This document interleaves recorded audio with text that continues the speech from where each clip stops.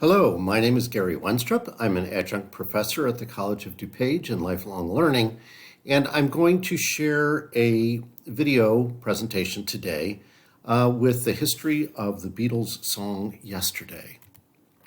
Paul McCartney wrote the song by himself, though it's credited to Lennon and McCartney. He wrote it in late 1963. At the time, he was dating the woman you see pictured on the left, Jane Asher. And on the right, you see the Asher's family home in London.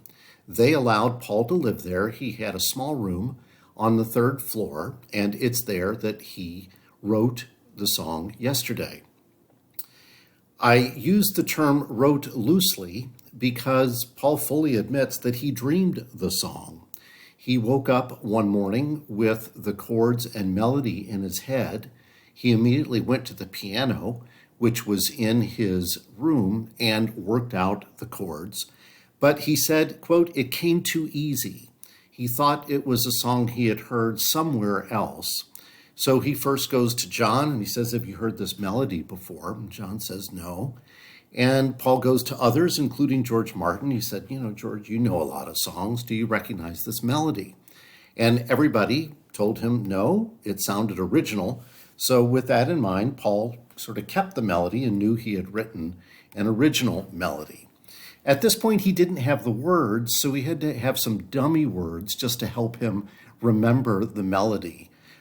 So if you and that working title was Scrambled Eggs. And forgive me as I sort of sing it, but scrambled eggs, again, it's got 3 syllables, just like the word yesterday. It was while Paul was on a long car trip from the Lisbon airport to the coast of Portugal that he actually wrote the words. He said the scenery was very sort of desolate and depressing, and it was the perfect environment to come up with the lyrics for Yesterday. And it's in May of 1965 that the Beatles record Yesterday. So that means it's been sitting around for over a year as Paul waited to finish the song by the addition of the lyrics. They knew right away that it wasn't going to be a traditional Beatles recording. They knew it would be stripped down, but they did try it with John playing the organ. They didn't like the sound of that, so that was abandoned. So it ends up that Paul records the song by himself with just his acoustic guitar for accompaniment. The song is recorded in only 2 takes, and it's the second take that is chosen. Paul gives a minor vocal overdub, and George Martin later adds the strings. And by the way, it's the first time that strings were ever used on a Beatles recording. George Martin suggested to Brian Epstein that it be released as a Paul McCartney solo single, since Paul wrote the song by himself and he's the only musician and singer on the recording. And Brian Epstein wouldn't have it. He said, "No, we are not splitting up the Beatles." So the song Yesterday, in England, it appears on the Beatles album Help. In the United States, the American record company had the ability to change sort of the running order of albums, and it's released in America on the album The Beatles Yesterday and Today.